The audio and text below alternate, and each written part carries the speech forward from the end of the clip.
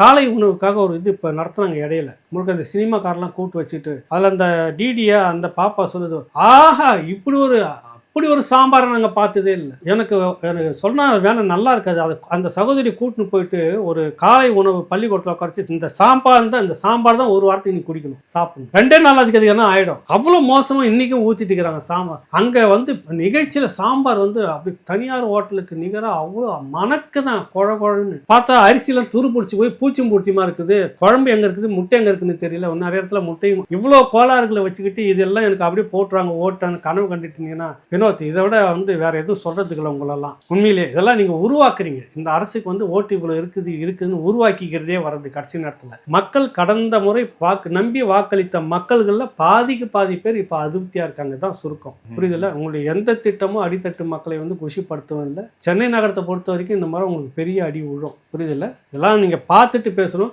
நிறைய கருத்து கணிப்புகள்லாம் இனிமே வரும். இந்த ஆயிடுச்சு இல்லை, ஒன்று 4-5 மாசம் தானே இருக்கு. நிறைய கருத்து கணிப்புகள் வரும். வண்டியா வரும். எதை எடுத்தாலும் நீங்க தட்டி பார்த்தோன்னா இது எல்லாமே வந்துட்டு திமுக தாங்க ஜெயிக்கும், திமுக தாங்க வரும். அதுக்கேற்ற ஊடகங்கள் ஒரு பக்கம் இருந்துகிட்டு இருக்குது.